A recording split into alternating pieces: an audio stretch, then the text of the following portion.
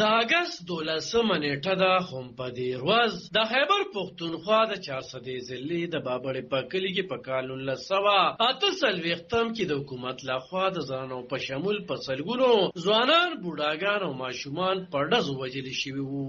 دا خلک ولې وجل شو؟ پس ولې شو؟ څنګه وجل شو؟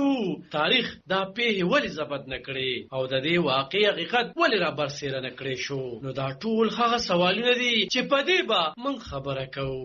ګران اورېدونکو، په کال 1948 کې دا اګست میاشت وه او په دې صوبه کې د ډاکټر خان صاحب حکومت و. د هغه یو اکثریتي حکومت د سازش د لاندې ختم کړی شو او یو د قیوم خان یو اقلیتي حکومت جوړ کړی شو چې کله دغه حکومت لږ اوچلیدو نو په دغه مهال د قائد اعظم یا جناح صاحب په مشرۍ په کراچۍ د پاکستان د انساز اسمبلې یوه غونډه رابللې شوې وه او خان عبدالغفار خان چې په ټوله نړۍ کې د باچاهان په نوم یادېږي هغه هم رابللی شوی و. چې کله جناح صاحب او باچاهان خپل منځ کې ولیدل نو جناح صاحب باچاهان ته وویل چې پکار ده چې ته په آیین حکومت کې شامل شي ځکه چې په حکومت کې بډې رشوتونه او درغلۍ زیاتې روانې دي نو چې دغه نظام په سمه طریقه وچلیږي. دغه دوران کې قیوم او نور چې کم د ریاست پټټیانو هغوی ته پته ولګېده خو چېرې جناح صاحب او باچاهان یو ځای شو نو بیا په دې ملک کې زمونږ ځای نشته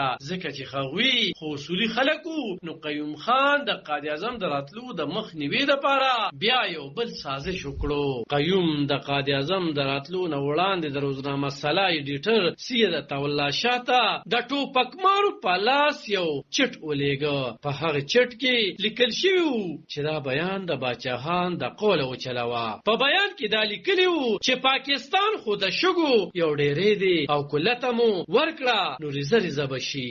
سبا په اخبار کې دغه بیان ولګېدو او د قیوم خان حکومت هغه په ټول خیوات کې خور کړو. بیا د هغه اخبار کټینګ راواغستی شو او هغې سره قیوم خان یو خط ولیکه او جناح صاحب ته یې ولېږه چې دا د باچا خان ارادي دي او دا یې ورسره هم لیکلي وو چې باچاهان ستا د وجلو منصوبه جوړه کړې ده. په هغې جناح صاحب ویرولی شو او هغه د صدریاب د راتلو منصوبه کینسل کړه.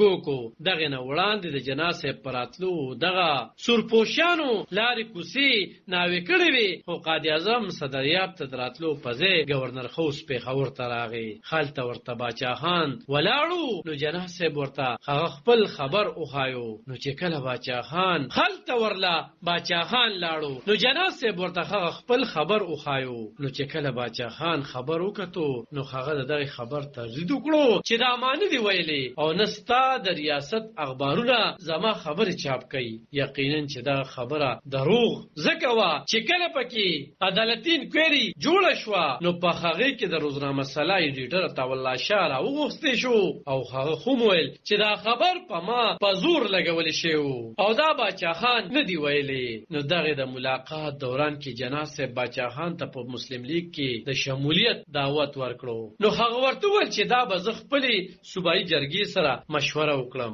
د دغې وروسته قیوم خان ته د ظلم او بربریت پروانه میلاو شوه او بیا یې د احتجاج پر وسپه کې د 600 کسانو نه زیات پښتانه ووژل چې حکومت د ظلم د پاسه دا ظلم وکړو چې د وژل شوو تنانو د کورونو نه 500 د جوبلو نه 100 روپۍ واغستې او د دغې وجې نه ډېرو پښتنو خپل مړي پټ کړي وو. علب خان شیرپو دلبر نیوز 400 د اګست